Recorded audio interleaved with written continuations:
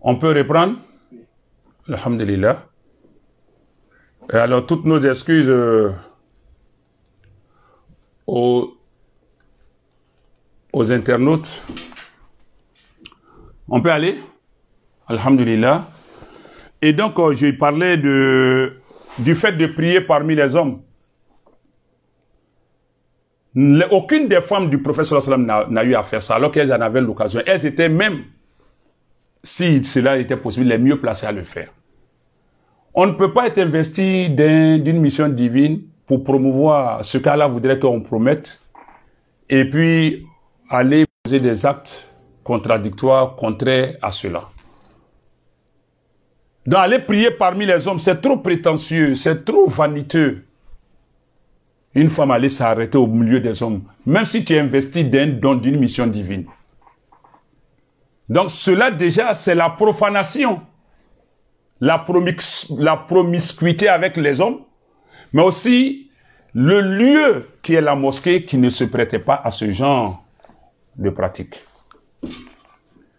Indépendamment de ça, elle prétend guérir toutes les maladies. Ce qu'Allah lui-même ne s'offre pas. Ce qu'Allah lui-même ne s'offre pas. La seule chose qui lui reste maintenant, c'est de décréter l'immortalité. C'est ce qui lui reste. Quelqu'un qui dit, j'ai guéri toutes les maladies. Tu ne viens pas chez moi sans obtenir gain de cause. Il lui reste à décréter seulement l'immortalité. Pour les gens maintenant. C'est trop prétentieux. Qui dit résoudre tous les problèmes. C'est grave. Et elle dit que elle a vu le prophète, sallallahu alayhi wa sallam. Et elle a donné une formule dans une de ses vidéos aux gens de prononcer ça. Et elle leur permet, avec certitude, assurance, qu'ils verront le prophète dans le rêve. D'essayer, que les gens verront le prophète. Donc, on partage maintenant la vision, la vue du prophète aux gens comme on veut. C'est trop prétentieux. Et aussi, il y a le fait que elle a dansé tout en dénonçant que ce n'est pas pour les génies, mais des pas de danse ont été esquissés par elle nuitamment. Je dis bien nuitamment, à l'abri de tout regard, mais filmé, parce qu'Allah voudrait qu'on sache quand même. Wala yakhfa ala Allahi shay'un fil ard, wala fis sama. Rien ne se dérobe de la surveillance, de la vue d'Allah Ta'ala, ni dans les cieux, ni sur la terre, ni dans les cieux. Donc, que vous cachiez ou pas, Allah va révéler, dévoiler d'une manière ou d'une autre.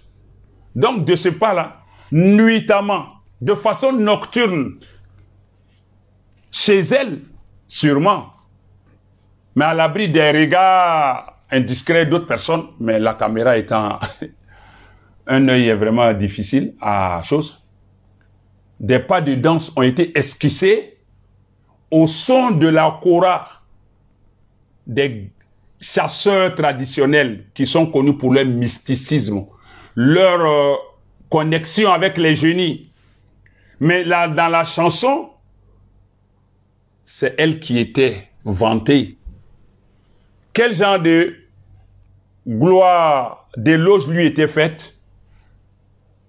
À une telle, le génie ou les génies t'ont aimé, les génies t'ont adopté, les génies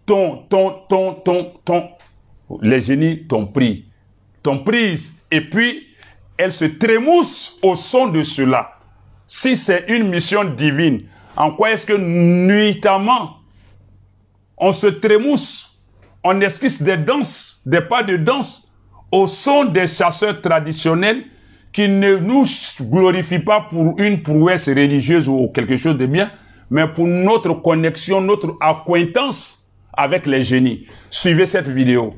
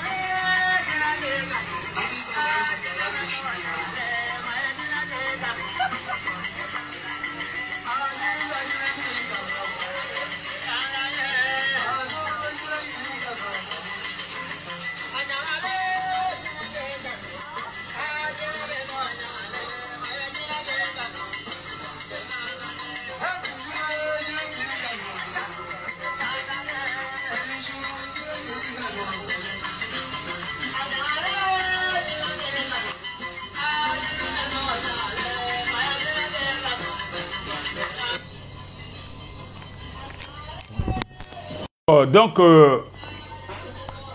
voici un peu la danse à l'honneur des génies,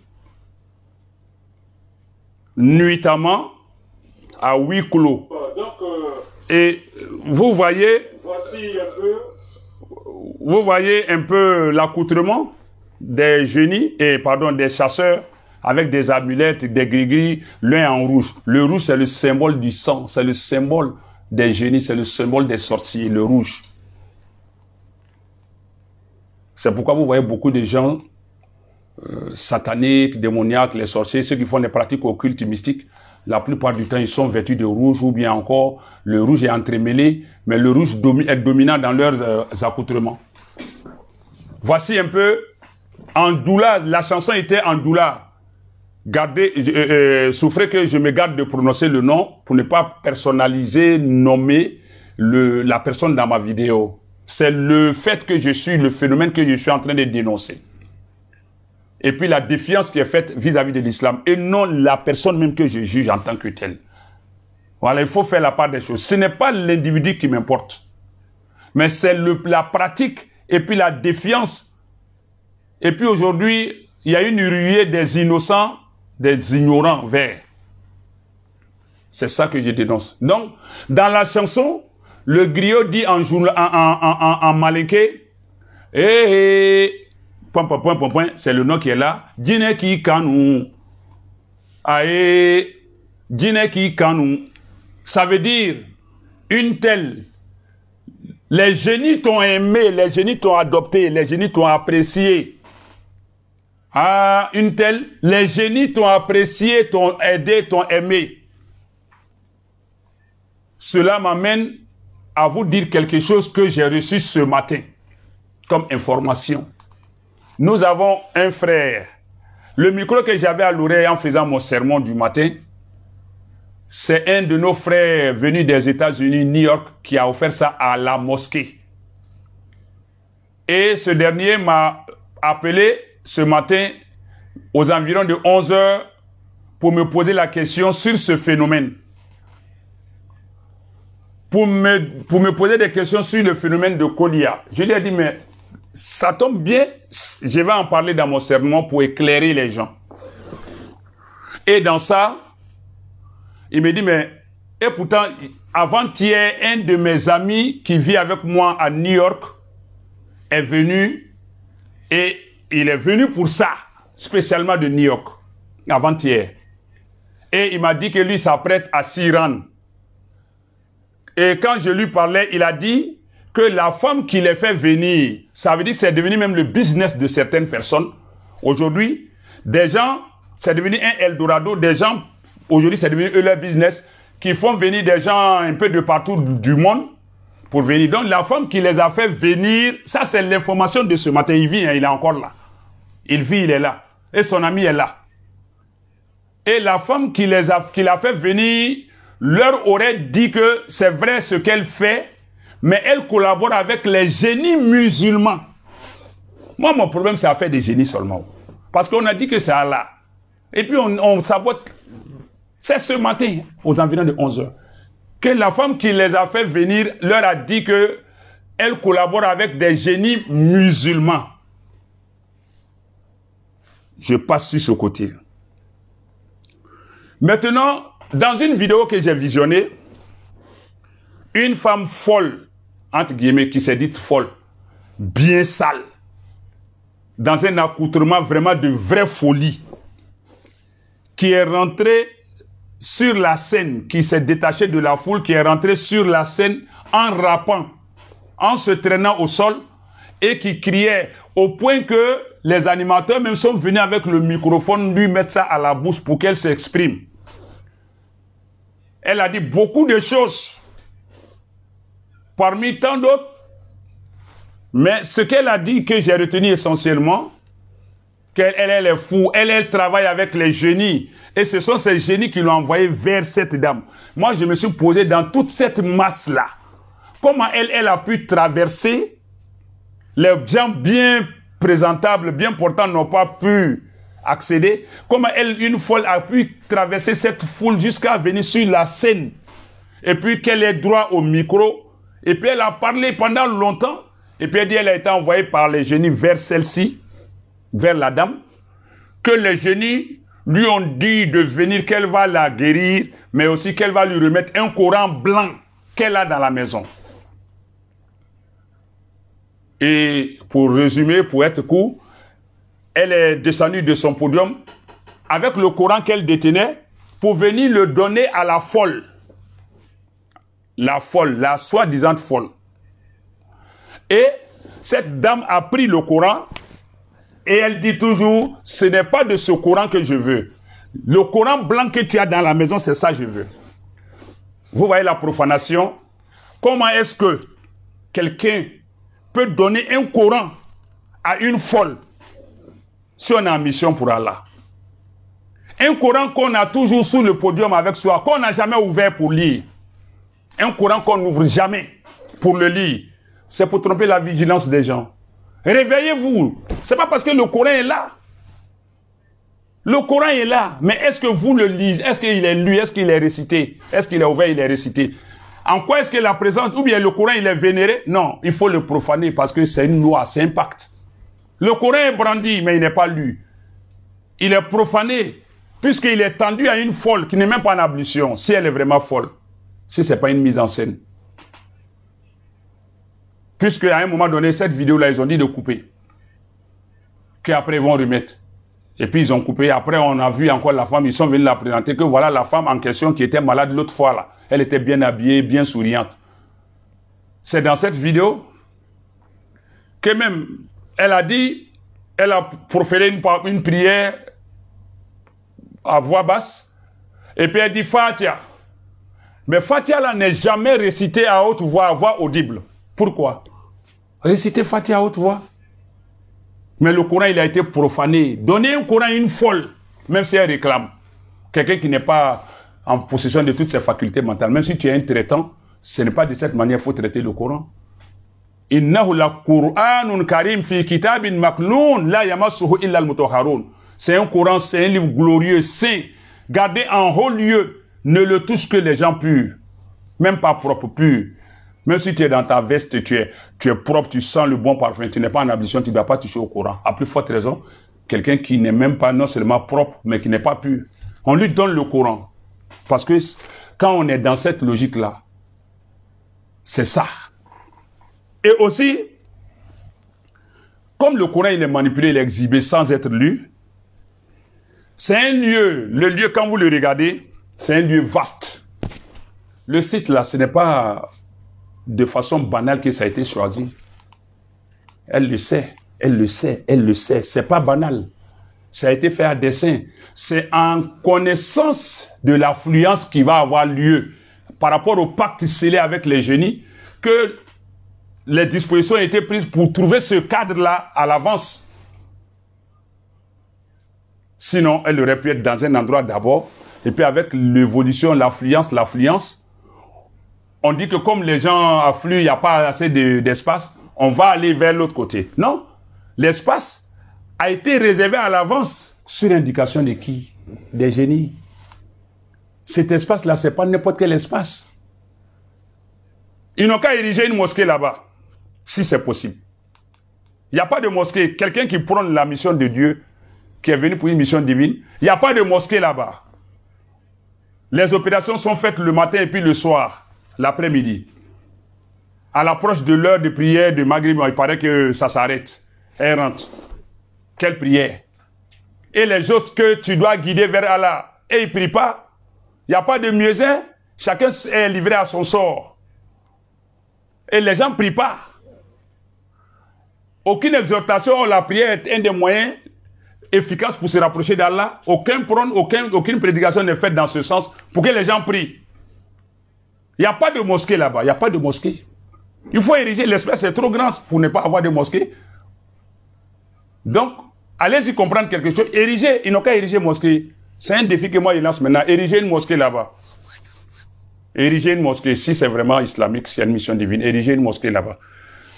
Il faut m'humilier. Ériger une mosquée pour dire, il a dit, mais on a fait et puis il n'y a rien eu.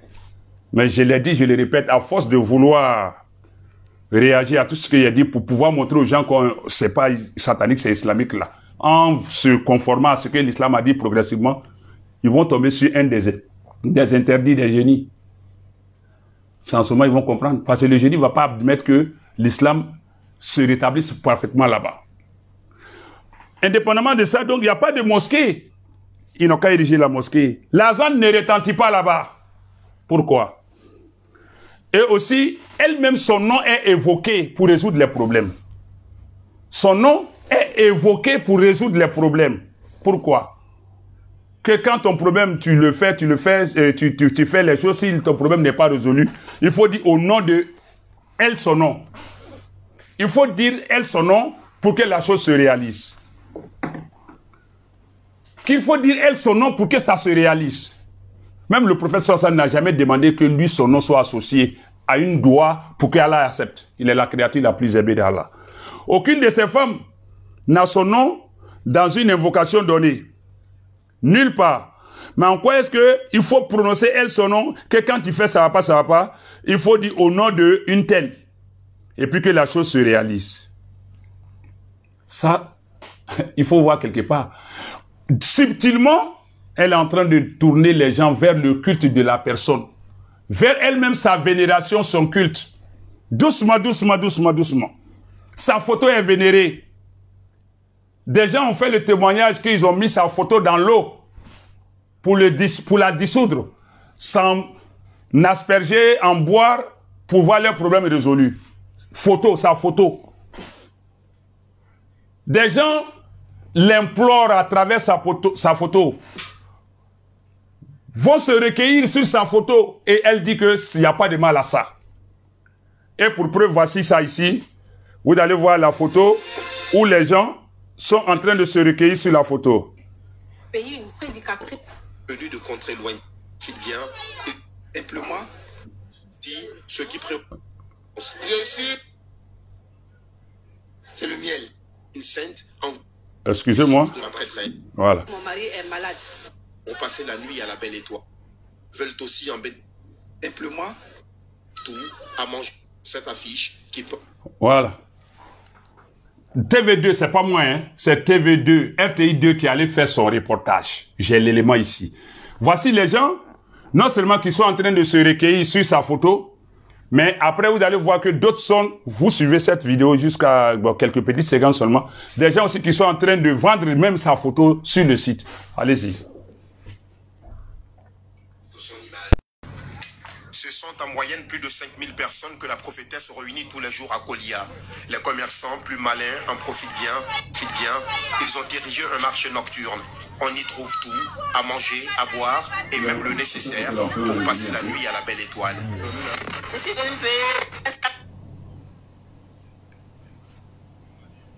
Côté photo là, c'est ça qui est le plus important. C'est le côté de la photo que je voulais. Sinon, l'élément, il y a beaucoup. Allez-y sur RTI2, sur leur site, vous allez voir le reportage. Dissiper toutes leurs inquiétudes, toutes leurs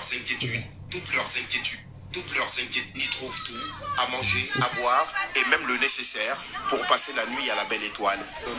Je suis venu payer un sac pour dormir dessus. Le sac à 1000 francs.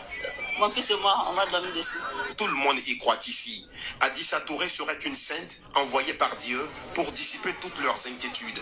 Cet homme, venu accompagner son épouse malade, nous explique la composition de la potion magique. C'est l'eau qu'on puise à la pompe ici au robinet et une eau bénite en quelque sorte. Et là, vous prenez, vous pâtez simplement, purement et simplement, vous lavez 3 fois, vous buvez simplement. C'est du beurre de karité, hein, simplement, naturel. Ici, c'est le miel naturel. Qui donne ça? Elle ne donne pas ça, c'est vous qui achetez ça. Quand vous achetez, simplement, elle n'ajoute rien, elle fait sa prière et puis vous appliquez. Le lendemain, des milliers de personnes réunies dans ce petit espace écoutent religieusement la prêtresse. Une femme tombe en transe, personne ne s'en occupe, c'est fréquent, elle serait possédée par des génies, nous dira-t-on. Ici, ce qui préoccupe surtout les pèlerins, c'est de toucher tout simplement la prédicatrice. Quand il la touche, il y a beaucoup de miracles dedans. Surtout, c'est faire la bénédiction. Nous, on a quitté jusqu'à Bobo. Ça vaut là. Dans cette marée humaine, chacun est venu avec son histoire, son lot de douleur et d'espoir. La panacée miracle s'appelle Adissa Touré. Problème de génie. J'ai fait 10 enfants. Les enfants restent. Dieu merci, alhamdulillah.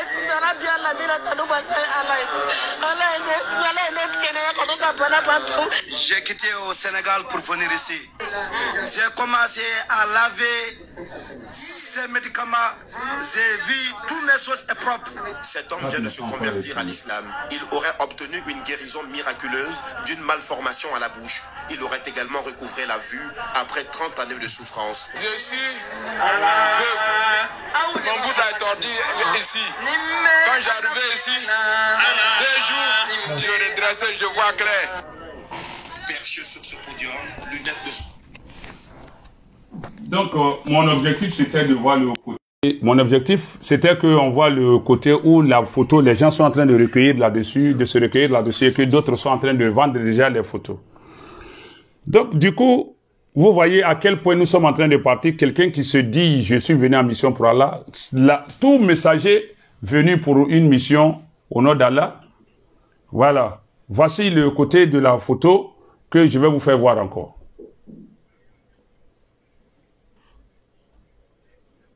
Enlève le micro.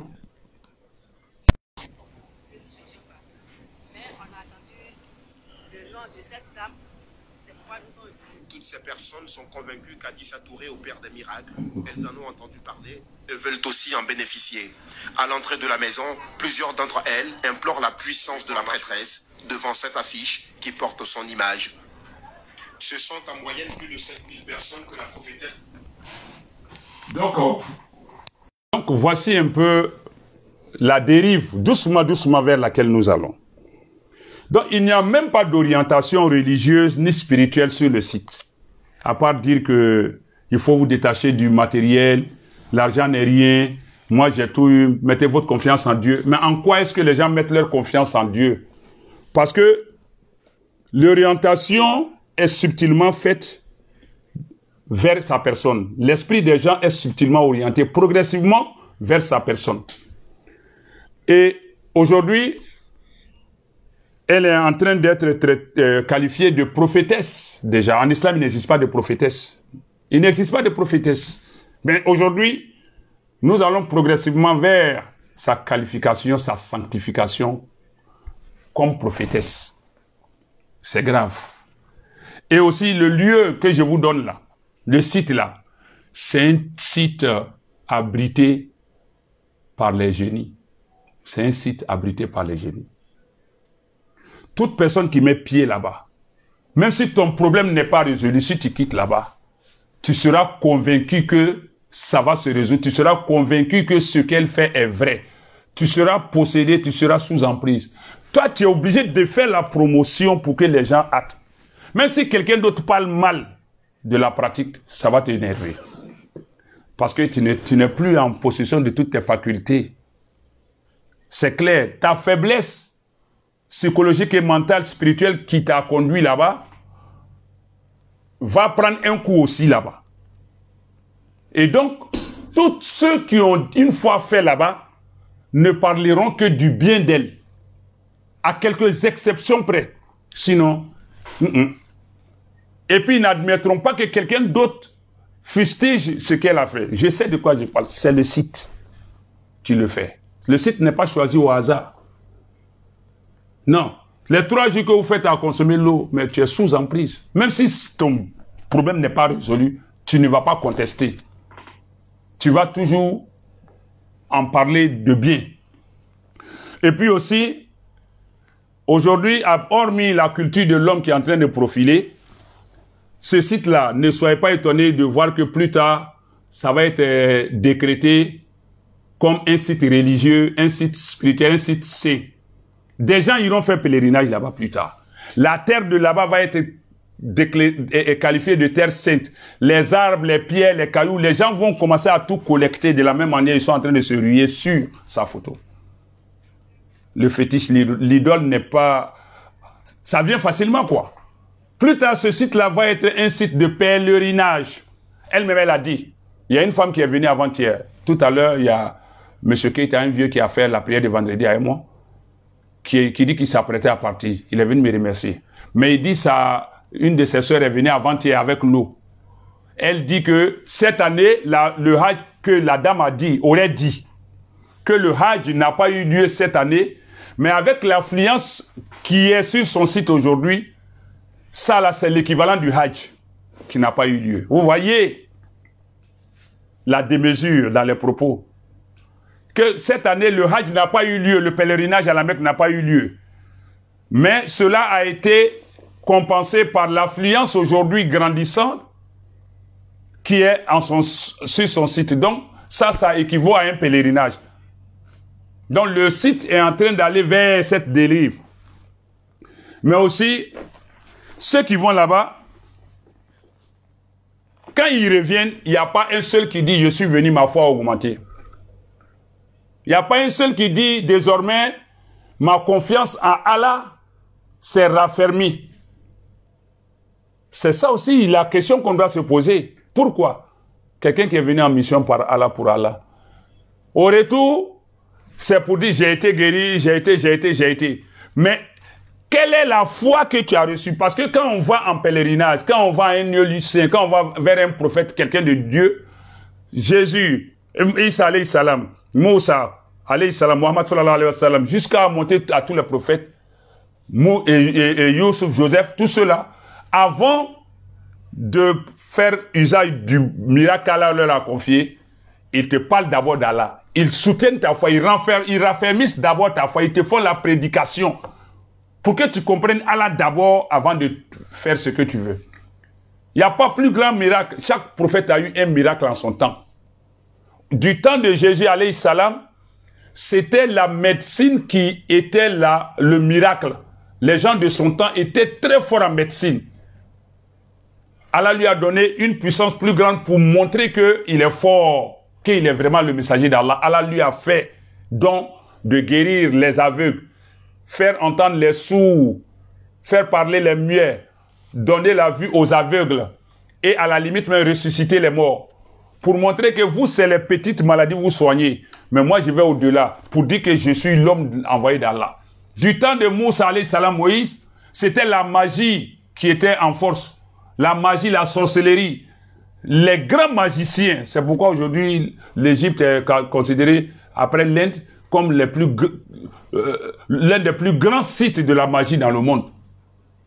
L'Inde et puis l'Égypte. Donc, pour confondre les gens de Pharaon, Allah Ta'ala a donné 9 signes à Moussa alayhi salam. Et son bâton était devenu un véritable serpent, pendant que eux, c'était l'ensorcellement qu'ils faisaient aux gens, d'autres choses qui devenaient des serpents.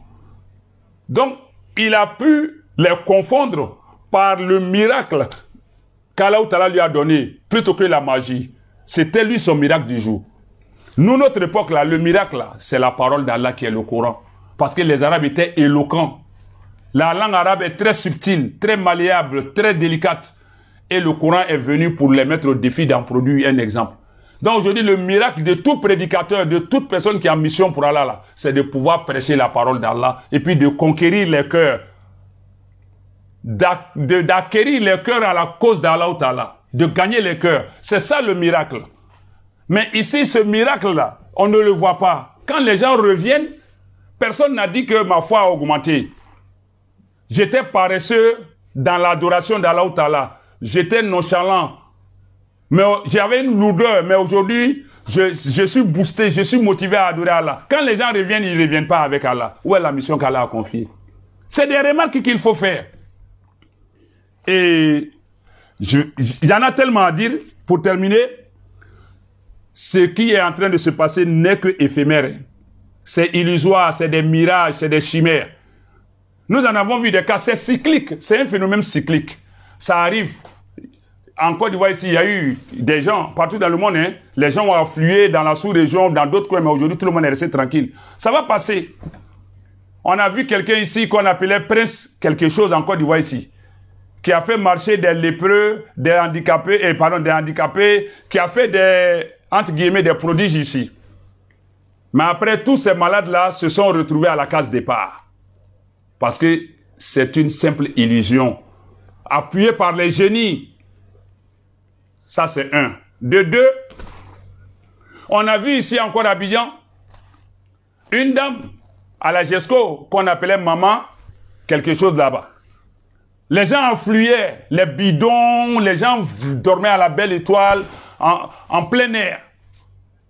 Parce que elle opérait des miracles là-bas. Mais aujourd'hui, où nous en sommes? Évaporée. Une autre dame à Yopougon, celle-ci aussi, elle était une malinquée, connue pour ses acquaintances avec les génies. Tout le monde affluait là-bas. Et puis chaque fois, la plupart du temps, ce sont les femmes. Elle aussi, fière. Ça là, c'est un effet de mode. C'est un temps. Autant préserver notre unicité, notre tawhid, notre foi en Allah. Restons constants, fermes. Allah ne trahit pas. Allah dit dans le Coran, au chapitre 42, Surah Shura, la consultation, verset 50, il dit, Yahabu liman yasha'u inasa, il donne des enfants filles à qui il veut. Wa yahabu liman yasha'u zukur, et il donne des garçons uniquement à qui il veut. Et il les ménage, il les mélange, il les panache pour qui il veut. Et Allah rend stérile ou infécond qui il veut. Allah est omniscient et omnipotent. Si Allah dit que quelqu'un ne doit pas avoir enfant, à travers ce verset 50 du chapitre 42, toi tu dis que tu dois un enfant forcé. De toi, entre toi et Allah, qui dit la vérité? Entre toi et Allah, qui a la force? Allah peut tout faire, mais Allah même ne prétend pas tout faire. Allah peut tout faire, mais Allah est humble vis-à-vis de nous-mêmes, ses créatures. Il ne prétend pas tout faire. Et il ne va pas tout faire. Si toi tu dis que ça donne l'enfant, ça donne le travail, ça donne... Réveillons-nous, chers frères et sœurs. Réveillons-nous. Réveillons-nous. Confions-nous à Allah Ta'ala. C'est là des dons de traitement des dons pour soigner les gens, qu'Allah mette la baraka dedans. Mais de là, aller pactiser avec les génies et puis venir blasphémer, profaner, s'attaquer au principe de l'islam pour se sanctifier, pour s'attirer la faveur des gens. Je dis non. Je dis non. C'est là le hic. Sinon, que les gens soient traités ou non, ça ne nous offusque pas, ça ne nous fait aucun mal. Maintenant, j'ai été assez long. Où je vais m'arrêter, c'est... On dit qu'ils ne prennent pas l'argent. Ils ne prennent pas l'argent. Et regardez dans les vidéos, il y a toujours un seau qui circule dans la foule. On met l'argent dedans. Arrêtons ça. Arrêtons de jouer avec le mental des gens. Au point même qu'aujourd'hui, la promiscuité peut créer des maladies. Avec ce temps de Covid, les gens sont attroupés. La promiscuité homme-femme. Il n'y a pas de distinction. Il n'y a pas d'hygiène. Il n'y a pas de sécurité. Il n'y a rien. N'importe qui maintenant peut s'infiltrer dans la foule. Aujourd'hui, il y a les gens qui meurent là-bas en cascade. Parce que des gens même vont extirper leurs malades qui sont dans de bons soins dans les hôpitaux, avec des soins adéquats, pour une illusoire guérison, vont prendre leurs malades même pour aller les exterminer là-bas. Les gens meurent en cascade. Des gens même sont en phase terminale de leur maladie et les parents les prennent pour aller les achever là-bas parce qu'il y a une hypothétique résurrection, je ne dirais même pas guérison. Remettons les pieds sur terre. L'homme aime trop la facilité et l'homme est très impatient. Allah dit, chapitre 4, verset 28, l'être humain est créé faible. Et l'être humain est impatient de nature. Revenons en arrière. Confions-nous à Allah. Le prophète nous a montré plusieurs méthodes de traitement. Et ça, c'est banal, c'est insignifiant. Cela ne nous satisfait pas. Nous voudrions du prêt à cuire, du prêt à consommer, du rapide, du chap-chap. Alors que ça ne tient pas. Ça ne tient pas. La religion n'est pas là-bas. La religion n'est pas là-bas. Le tawhid n'est pas là-bas. Celui qui va en connaissance de cause, tu mets en mal ta foi, l'unicité divine. Et quiconque va là-bas, tu es sous emprise. Tu vas m'insulter. Je sais que je serai à la merci des gens fanatisés, inféodés, sous emprise. Mais je ne les en veux pas. Je ne leur en veux pas. J'ai dit qu'elle n'a pas de moyens pour revenir. Mais elle a une porte de sortie. Vous qui partez, si vous ne partez plus, les gens n'affluent pas là-bas, ça va atténuer l'ardeur de la chose. Peut-être qu'elle va demeurer dans la pratique, mais ça va s'estomper progressivement. Tant qu'il y aura l'affluence, il y aura d'autres affluences. Parce que toi qui quittes là, tu deviens un ambassadeur, un agent commercial. Tu vas faire la promotion. Même si ton propre père dit que c'est pas bon, il n'admet pas. Même si le prophète Mohammed venait te dire que c'est pas bon, tu vas t'opposer à lui. Parce que tu n'es plus à toi-même. Tu n'es plus en possession de ta volonté, de tes désirs. C'est moi qui vous le dis. C'est un site qui est miné par les génies. C'est un site qui est miné. C'est un site qui est miné. Qu'Allah nous donne la bonne compréhension, qu'il pardonne nos péchés et qu'il nous permette de nous tirer des griffes de Satan. Et le Satan, il travaille. Il travaille, qu'Allah nous aide. Je ne l'ai pas fait pour m'attaquer à quiconque. Mais je l'ai fait en âme et conscience. En tant qu'imam, Allah dit dans le chapitre 7 du Coran, Surat al-A'raf, l'enceinte du paradis, verset 6, nous allons interroger ceux vers qui les messagers ont été envoyés. Nous allons interroger les messagers. C'est nous qui sommes là pour transmettre le message. Si nous n'agissons pas, nous ne parlons pas aujourd'hui, nous allons dire quoi devant Allah? Les gens diront que les imams n'ont pas parlé. Déjà même ça a commencé. Que les imams n'ont pas parlé. Et j'interpelle les imams, prenez vos responsabilités. Tu n'es pas de porter gros bazin, de mettre des parfums de rue dans de grosses cylindrées. Hey, vous allez rendre compte à Allah, chers imams, réveillez-vous. Quand il y a Maouloud ou bien Laylatul Qadr, on donne un thème national. Et dans toutes les villes, toutes les petites localités, toutes les contrées, le thème est diffusé dans les sermons partout. Hein, n'est-ce pas? Mais aujourd'hui, il y a un phénomène qui est là. Il faut qu'il y ait intervention. Quand quelqu'un s'attaque à un principe de l'islam, là, il n'y a pas de recherche à faire. Il n'y a pas de recherche à faire pour savoir si la personne est dans le vrai ou dans le faux. Quelqu'un qui dit, je doute du Coran. Moi-même, j'ai été envoyé par Allah. Le Coran, ce qu'il dit là, moi, je peux trouver des fautes dedans. On ne réfléchit plus. Quelqu'un qui dit que Zamzam là, moi, mon eau, que les gens tirent du robinet, moi, je parle dessus, je murmure dessus, c'est mieux que l'eau du Zamzam, ça vient du paradis. On ne réfléchit plus pour savoir si cette personne est dans la voie d'Allah. Quelqu'un qui bafoue les symboles de l'islam, on ne réfléchit plus. Soyons courageux. Soyons courageux pour dénoncer les choses dans la lumière du Coran, des versets du Coran, et puis d'une analyse objective et claire. Soyons responsables. Nous allons rendre tous compte à Allah ou Ta'ala. Pour ma part, j'ai fait ce que j'avais à faire. Et j'attends qui pour venir à la confrontation? Avec ce que j'ai démontré. À la lumière des versets du Coran. Qu'Allah nous guide, qu'il nous pardonne et qu'il pardonne à tous ceux qui sont dans l'erreur. Sur ce, je dis merci pour votre suivi. Je n'ai pas fini, mais je dois arrêter.